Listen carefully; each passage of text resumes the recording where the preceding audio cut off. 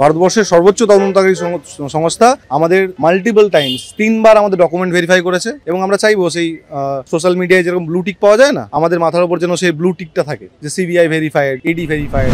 আমি শুনলাম জনৈক আইনজীবী উনি বলেছেন যে তারা তো বুনিয়াদী শিক্ষার সঙ্গে যুক্ত, তারা আর কতটুকু কি বা জানেন।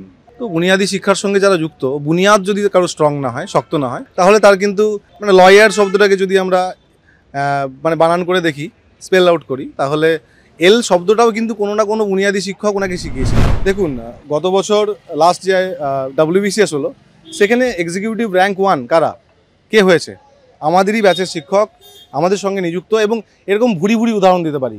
নৃত্যশিল্পী, সঙ্গীত শিল্পী, মঞ্চাভিনেতা, চিত্রশিল্পী, মানে প্রচুর মণির মতো ছড়িয়ে আছে, মণিমুক্তর মতো চারিদিকে। দাদা, প্রাইমারি অর্থাৎ যে 32,000 চাকরি নিয়ে এখনও বিভিন্ন জলঘোলা চলছে, আপনার সাথেও আমি যেরকম কথা বলেছি, প্রাইমারির যিনি আইনজীবী রয়েছেন তরুণজ্যোতি তিওয়ারি, তার সাথেও কথা বলেছি, একাধিক প্রশ্ন একাধিক উত্তর এখনও অজানা রয়েছে। সেই জায়গাতেই গতকাল একেবারে প্রাইমারির শুনানি হলো, কি কি বিষয় উঠে এসছে যদি একটু বলে।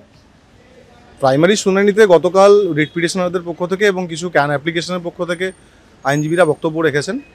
তারা তাদের সপক্ষে কথা বলেছেন, বিচারপতি কথা শুনেছেন এবং পরবর্তী ডেট 22 তারিখ 22শে সেপ্টেম্বর হিসেবে রেখেছেন।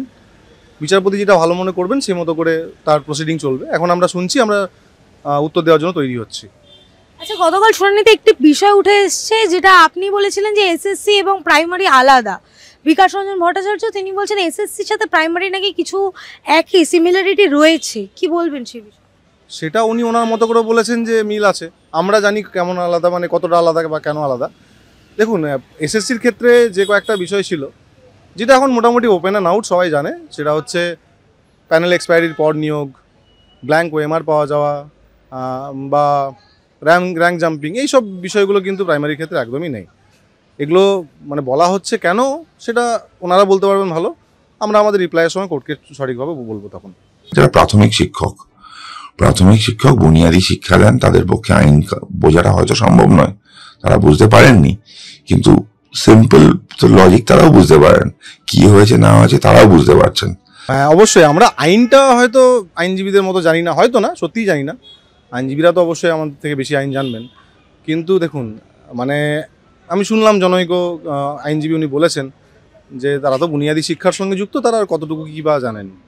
তো বুনিয়াদী শিক্ষার সঙ্গে যারা যুক্ত, বুনিয়াদ যদি কারো স্ট্রং না হয়, শক্ত না হয়, তাহলে তার কিন্তু ভবিষ্যতে উন্নতি হয় না।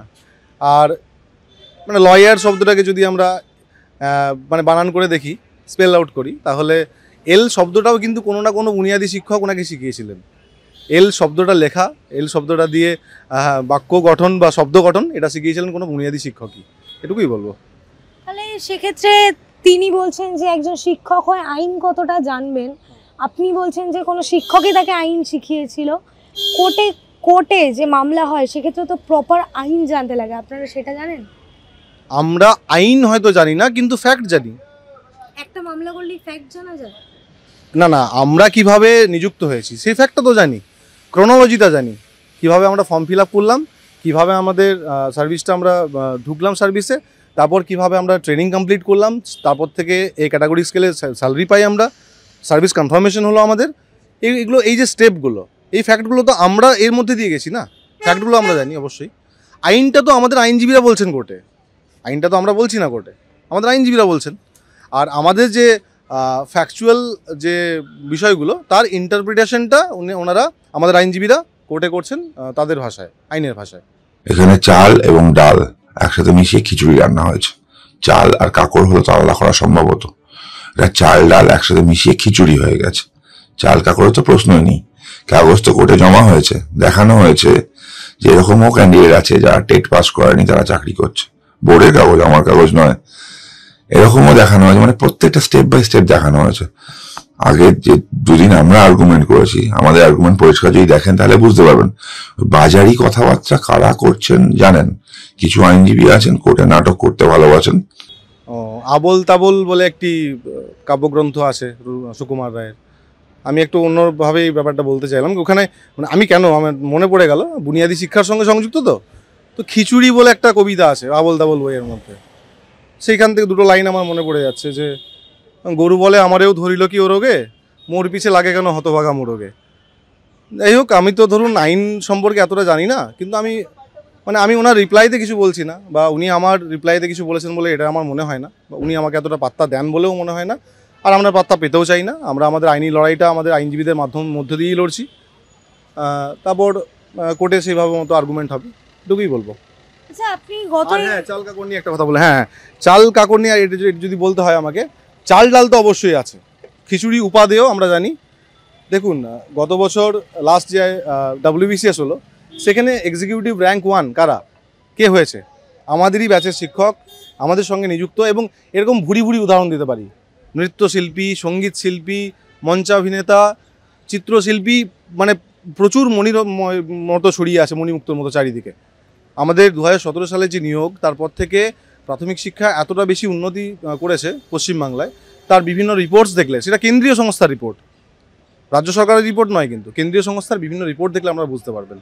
আচ্ছা, আমরা যদি বলি যে এক একটা প্রাইমারি শিক্ষক কী কী কাজ করতে পারেন, তাহলে যেমন ধরুন, মানে আমাদের ভর্তি অভিযান দিয়ে শুরু হয়, অ্যাডমিশন আমাদের হয় স্কুলে, সেখান থেকে চাইল্ড রেজিস্টার সংরক্ষণ, সেটা আপডেট, হলিস্টিক রিপোর্ট কার্ড, আমাদের বাংলা শিক্ষা পোর্টাল, সেটা একটা ওয়েবসাইটে গিয়ে আমাদের কাজটা করতে হয়, সে পোর্টালে ডেটা এন্ট্রি, মার্কস এন্ট্রির আলাদা পোর্টাল, ইউডাইস, সেই সঙ্গে সরকারি প্রকল্প, তারপরে অন্যান্য প্রকল্পের যে স্কিম সেগুলো বাস্তবায়ন আমরা করি, mid day meal scheme, Kanyashree, Aikyashree, সবুজ সাথী, স্বাস্থ্য কার্ড, ইউনিফর্ম, বই, জুতো বন্টন, এছাড়াও মাইনরিটি ফর্ম ফিল আপ, শিক্ষা অভিযান, স্বচ্ছ ভারত, বেটি বাঁচাও প্রকল্পের প্রচার, তার সাথে প্রতিবন্ধী শিশুদের বিশেষ শিক্ষা।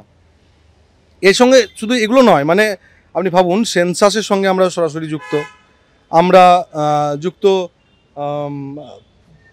BLO ডিউটির সঙ্গে, ইলেকশন ডিউটির সঙ্গে। আমরা তাহলে বিগত 8 বছর ধরে যতগুলো ডিউটি করে এলাম, সমস্ত ডিউটিগুলো কি তাহলে ইনভ্যালিড? এতগুলো ইলেকশন হয়ে গেল আমাদের হাত দিয়ে, এতগুলো ইলেকশনের কাউন্টিং হয়ে গেল রেজাল্টের। দুর্নীতি না হলে তো মামলা হতো না। দুর্নীতি না হলেও তো মামলা হয় না? মিথ্যে মামলা হয় না? দুর্নীতি হয়নি বলতে চাইছেন তো?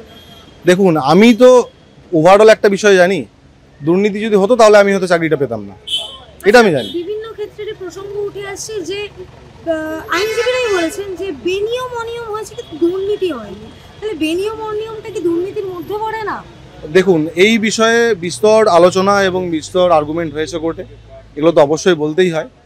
তাছাড়াও আপনাকে যেটা আমি বলবো সেটা হচ্ছে, দেখুন, ব্রেকআপ আমাদের স্কোর বেরিয়েছিল 2022 সালে, যারা ইম্প্যানেল ক্যান্ডিডেটস তাদের, সেই ব্রেকআপ মার্কসের মধ্যে কিছু ওই টাইপোগ্রাফিক্যাল এরর ছিল, কিছু এরর ছিল।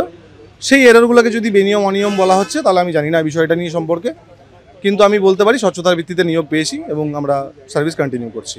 আপনি স্বচ্ছতার ভিত্তিতে নিয়োগ পেয়েছেন, বাকি যে সবাই স্বচ্ছতার ভিত্তিতে নিয়োগ পেয়েছে সেটা তো নয়। SSC কিন্তু শুধুমাত্র একজনের স্বচ্ছতার ভিত্তির জন্য হয়নি, একাধিক লোকের দুর্নীতির কারণে SSC পুরো প্যানেল বাতিল হচ্ছে, সেখানে স্বচ্ছ ছিল না, এটা কিন্তু কেউ বলেনি। আচ্ছা, আমি আপনাকে একটা প্রশ্ন করি, তাহলে এই প্রশ্নের একটা কাউন্টার প্রশ্ন। ধরুন, একটা অনিয়ম বা বেনিয়ম কিছু হয়েছে বলে আপনার মনে হলো, আপনি আজকে পরীক্ষাটা দিলেন, আপনার 6 বছর পরে গিয়ে মনে পড়বে যে অনিয়ম বা বেনিয়ম হয়েছে? অনিয়ম বা বেনিয়ম খোঁজার দায় কার? আইনজীবীদের? কার দায় আপনার কি মনে হয়? সংস্থা, তদন্তকারী সংস্থার।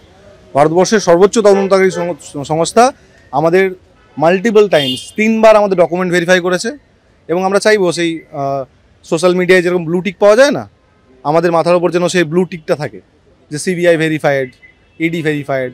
আমাদের এই 32,000 শিক্ষক শিক্ষিকার মধ্যে কারোর এরকম কোনো নাম নেই। আর কোর্ট প্রসিডিং চলছে, প্রসিডিংয়ের মধ্যে অনেক কিছু উঠে আসবে, আপনারা শুনতে পারবেন সেটা, কারণ আমি আবার আগেও বলেছিলাম যে কোর্ট স্ট্রিমিং হয়, তাই ইউটিউবে আপনারা দেখতে পারবেন স্ট্রিমিং। কিন্তু সেগ্রিগেশন করার দায়িত্ব কার? সেগ্রিগেশন কি কখন হবে? পরীক্ষা নিয়েছে তা সে যদি না করে, আইনজীবীরা তো করতে পারবে না। সেগ্রিগেশন কখন হয়? বেনিয়ম অনিয়ম হয়েছে, তার মানে তো সেগ্রিগেশন করতেই হবে। সেগ্রিগেশন কখন হয় আমি জানতে চাইছি। চাল কাপড় যখন এক জায়গায় থাকে। একটু আগে আপনি বললেন যে খিচুড়ি হয়েছে। আমি বলিনি সেটা, আচ্ছা, মানে কেউ একজন বলেছেন, আইনজীবী বলেছেন। তরুণ জ্যোতি খিচুড়ির সঙ্গে আলু ভাজাকে আলাদা করবেন বা বেগুন ভাজা, নাকি বুঝলাম না। চাল কাকড় নেই তো সেগ্রিগেশন আসবে কোথা থেকে? তাহলে বেনিয়ম অনিয়ম কিসে হয়েছে? বেনিয়ম অনিয়ম কারা বলছে? এটা নিয়ে আইনজীবীরা বলছেন, এবং কোর্টে তার আর্গুমেন্ট হচ্ছে, এবং তার ফাইনাল আউটকাম কি আসবে বিচারপতিরা সেই বক্তব্য রাখবেন। আমরা আগেও বলেছি, আমরা ন্যায়ের মন্দিরে এসেছি, ভারতীয় আইন বিচার ব্যবস্থার প্রতি আমাদের পূর্ণ আস্থা আছে, তাই এটুকুই বলবো, সত্যমেব জয়তে, সত্যের জয় হোক। আপনি একটি ফটোকপি দিয়েছিলেন আমাকে ওই টিচিং অ্যাপটিটিউড টেস্টের, যে আপনাদের কল লেটার এসেছিল সেইটা। আচ্ছা, বিভিন্ন ক্ষেত্রে এই প্রসঙ্গটাও এবার উঠে আসছে যে সেই লেটার তো সবাই পেয়েছিল, কিন্তু টেস্ট কজনের হয়েছে? ও, টেস্ট কজনের হয়েছিল? আচ্ছা, লেটার পাওয়ার পাশাপাশি আমরা যখন ব্রেকআপ অফ স্কোরটা দেখি, সেখানে আমাদের ইন্টারভিউ এবং অ্যাপটিটিউড টেস্টের মার্কটা আলাদা আলাদা করে দেওয়া ছিল। ধরুন আপনাকে বলা হলো ইন্টারভিউ এবং অ্যাপটিটিউড টেস্ট নেওয়া হবে আপনার, এবং রেজাল্টের সময় দেখা গেল আপনি এটার জন্য সেপারেট নাম্বার পেয়েছেন, রিট পিটিশনারও পেয়েছেন, তাহলে কি এটা প্রমাণ হয় না যে পরীক্ষাটা হয়েছিল? একই রেশিওতে নাম্বার পেয়েছে? একই রেশিওতে কেন নাম্বার পাবে? বিভিন্ন রেশিওতে নাম্বার পেয়েছেন। এই যারা মামলা করেছেন, মামলাকারী, তাদের মধ্যে অনেকে আছেন তারা 100% মার্কস পেয়েছেন। ইন্টারভিউয়ের মধ্যে 5, অ্যাপটিটিউড টেস্টের মধ্যে 5, তারা 10 পেয়েছেন। এরকম উদাহরণ আছে, আমি দেখিয়ে দিতে পারি আপনাকে। মানে যারা মামলা করেছে তাদের মধ্যে, বুঝতে পেরেছেন? নাম বলুন একটা। আমি নাম বলে দিতে পারি। তো আচ্ছা, আমি নামটা আপনাকে পাঠিয়ে দেবো এখনই। আমার রিট পিটিশনারের নামটা মনে পড়ছে না, কে 5 পেয়েছেন, কে 4.5 পেয়েছেন, কে 4 পেয়েছেন, এগুলো আমি পাঠিয়ে দেবো আপনাকে।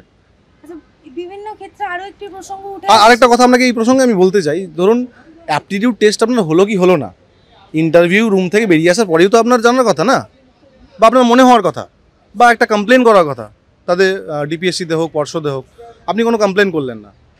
2000 ইন্টারভিউরা তো নিজেও এসে বলেছে যে অ্যাপটিটিউড টেস্ট হয়নি নয়, ওনাদেরকে যে প্রশ্নগুলো রাখা হয়েছিল সেগুলো ডিপোজিশনগুলো পড়লেই বোঝা যাবে যে ইয়েস নো প্রশ্নের উত্তরে ওনারা কতগুলো উত্তর দিয়েছেন। এই বিষয়ে কোর্টে আলোচনা হচ্ছে। আমার মনে হয় না আমি সাবজুডিস ম্যাটার নিয়ে আমি বেশি কিছু বলবো, ঠিক আছে? আপনি চেষ্টা করলেও হয়তো আমি বলবো না সেইগুলো এখন বিষয়।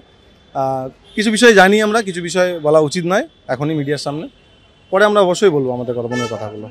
যদি চাকরি যায় আপনাদের, ইন সার্ভিস আপনারা যদি চাকরি যায় আপনাদের, দায়িত্ব কার? যদি চাকরি যায় সেদিন বলবো কার দায়িত্ব, যেদিন যাবে। অভিজিৎ গঙ্গোপাধ্যায় এখানে একাধিক ক্ষোভ উঠে আসছে, তিনি সবার কথা শুনেননি, সম্পূর্ণ বক্তব্য না শুনে তিনি প্যানেল ক্যান্সেল করে দিয়েছিলেন। একাধিক ক্ষোভ দেখতে পাচ্ছি আমরা কোর্টের ভিতরে। না, আপনার এটা খুব ভালো লাগলো শুনে। দেখুন, আপনিও তো আইনজীবী নন, আপনি সাংবাদিকতার সঙ্গে যুক্ত। আপনিও কিন্তু মানে ইন্টারপ্রিটেশনটা হয়তো ইংরেজিতে করতে পারলেন না, মানে ভায়োলেশন অফ ন্যাচারাল জাস্টিস, আত্মপক্ষ সমর্থনের সুযোগ না দিয়ে রায় দেওয়া, এটা আপনি বাংলা করে তর্জমা করে বললেন। ঠিক এই জিনিসটাও আমরা জানতাম। আমরা সিঙ্গেল বেঞ্চে পার্টি ছিলাম না। ভারতবর্ষের সর্বোচ্চ আদালত সুপ্রিম কোর্ট সেই কথাটাই উল্লেখ করেছেন, যেহেতু এনাদেরকে শোনা হয়নি, আত্মপক্ষ সমর্থনের সুযোগ না দিয়েই এনাদের চাকরি বাতিল করা হয়েছে, তাই মহামান্য সুপ্রিম কোর্ট সেই মামলাকে আবার ডিভিশন বেঞ্চে ফেরত পাঠিয়েছেন, এবং আমরা এখানে বলার সুযোগ পাচ্ছি। দাদা, একেবারেই শেষ প্রশ্ন, যদি এই রায় আপনাদের বিপক্ষে যায়? যদি যায় তখন দেখা যাবে। আমার তো মনে হয় না, কারণ আমরা আশাবাদী। আর সর্বোচ্চ আদালত আছে, আমাদের ডিভিশন বেঞ্চ আছে, আমরা বিচার ব্যবস্থার প্রতি আমাদের পূর্ণ আস্থা আছে। আমরা ভারতীয় আইন ব্যবস্থার প্রতি পূর্ণ আস্থা রাখি, সেই কারণে আমরা এখানে আছি। আমরা তো না হলে আন্দোলনে সামিল হতে পারতাম। আন্দোলন করে কি এইভাবে আইনি লড়াই জেতা যায়?